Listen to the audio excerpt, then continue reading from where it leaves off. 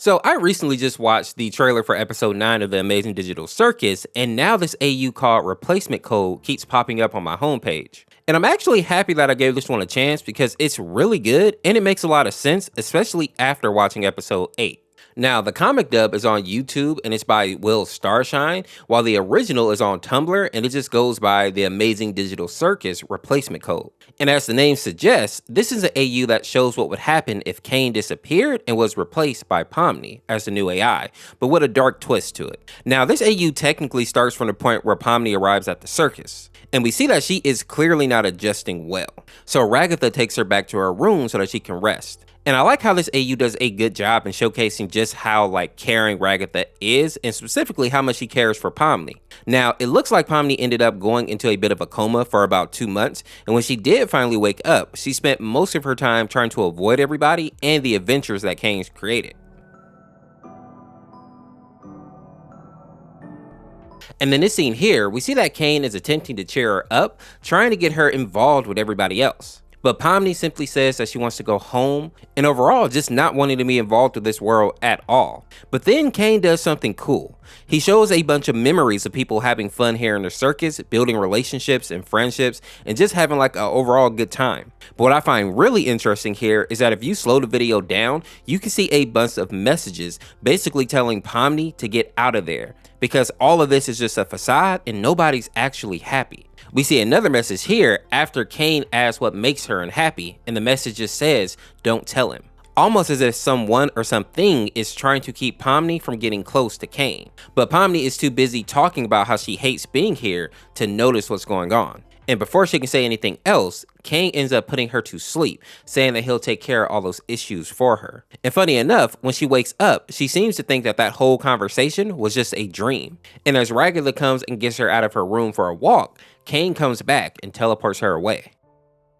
The next chapter starts with Jax, and he's stating that since Pomni was taken away by Kane, the circus has been almost pleasant, almost as if the two of them spending time together is kind of a good thing. But he also acknowledges that Pomni could easily lose her mind spending too much time with Kane, and we all know what happens to folk when they start to go crazy in this world. I've been looking for this. Thanks for keeping an eye on it, Coffee.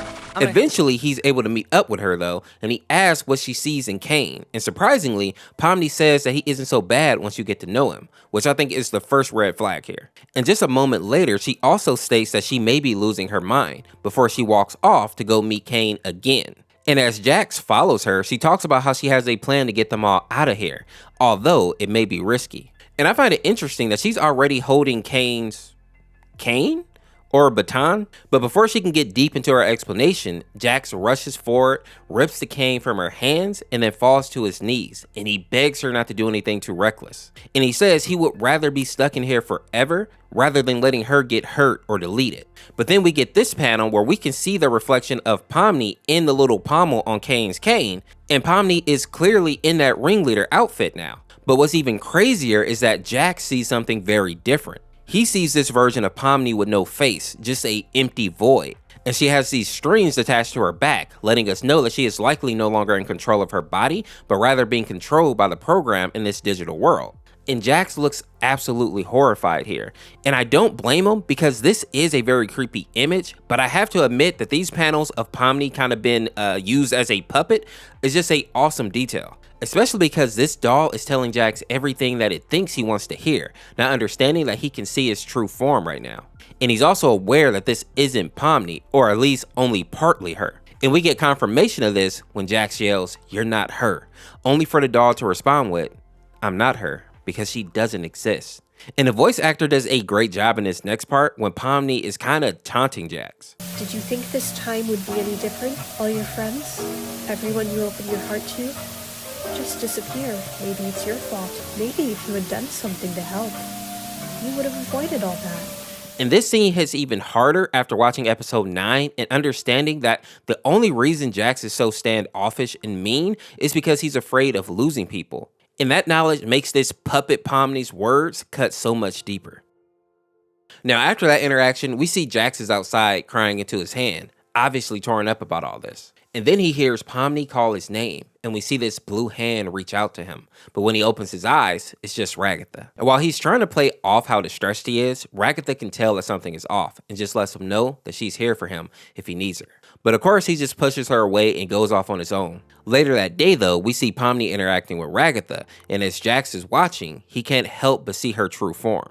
And when Pomni comes over and tries to get him to interact with her, he screams at her to leave him alone, eventually asking why she keeps using Pomni's identity. And this is where things get even more interesting, because Pomni responds by saying this is the only form she has. And Jack says, of course, you're just a machine. And Pomni's response here and her body language was the first time that I actually believed that maybe a little bit of her old self is still inside. Basically like being held hostage by the programming, since she is the new Cain and has to follow certain rules or like a script. And this chapter ends with Pomni letting Jax know that she won't abandon him because they're all family.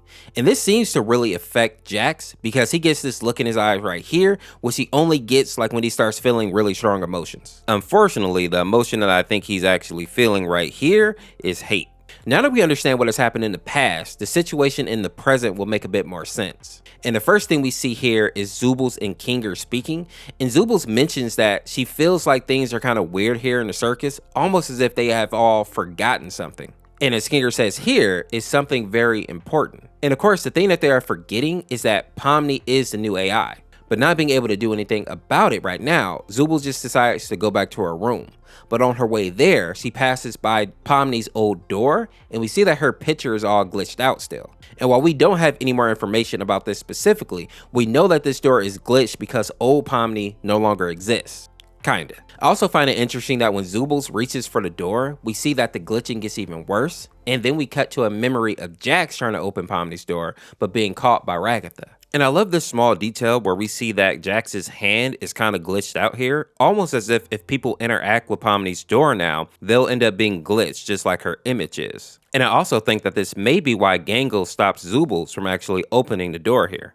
And Zoobles calls out how weird it is that Pomni never actually fixed this door. And then to my surprise, Gangle says, "You really don't remember, do you?" The incident, showcasing that not everybody seems to have lost their memories. And while it makes sense to me why Jax will understand what's going on with Pomni, I don't have a clear explanation for why Gangle does. I feel like it may have something to do with the fact that she can like change her mask or something, but that's just a theory. Next, we get another brief image of Pomni and Cain in some kind of tug of war type situation. And when we zoom in, we can see the words "file not found" can be seen on both of their bodies. And I think this is where Pomni tried to put her escape plan into action, but of course it backfired.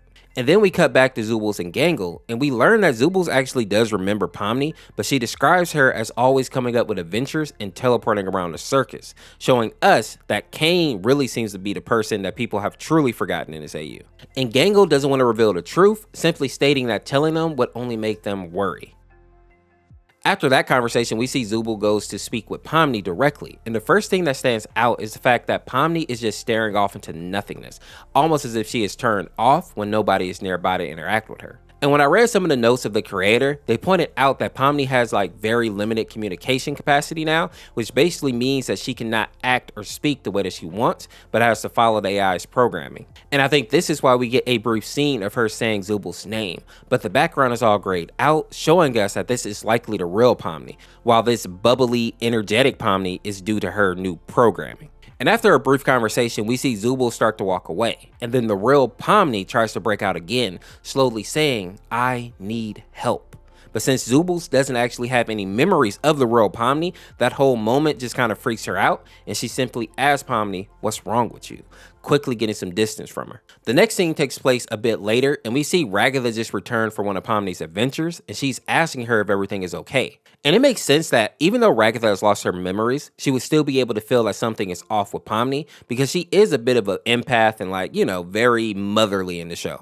But of course, the programming causes Pomni to lie and put on a smile for Ragatha. That is until she's called away. And when Pomni is alone, her world goes gray again. And we see that she is really struggling with this new reality, basically being a prisoner in her own body. We also see that Bubbles is still here, but I don't know if he's actually any help, as he just says, "That's great!" as Pomni is literally having a breakdown right in front of him. But I guess if we're being honest, nobody really expected Bubbles to be any help in this situation. After that, Pomni comes up with a plan to write a letter to her friends, letting them know what's going on with her and asking them for help. But as she's trying to figure out who to give the letter to, options are pretty slim. Kinger and Zubul have no idea what's going on, so they kind of make really bad options. While Jax would be a good option if he didn't hate her so much because he doesn't realize that Pomni is still in this husk of an AI. And Gangle seems to be a little afraid of Pomni, but it also could just be her regular personality. She's always a bit skittish. So of course that just leaves Ragatha, but instead of just giving her the letter, Pomni literally puts Rag into a paper plane and then sends her sailing across the circus, which if we're being honest is a very Kane thing to do. Luckily when she lands, Bubbles finds her and spits up the letter, putting it into her hand. And I wonder if Pomni did it this way because she knows that her programming won't allow her to ask for help directly. Now, unfortunately, this is actually where the AU ends. And from my understanding, it's not a very happy ending because even though Ragatha does get the letter, since it was in Bubbles' mouth, all that saliva washed away the writing. So it's basically just showing us that no matter what Pomni does, she's not able to actually break out of this prison that she's been put in by the AI and the programming of this digital world.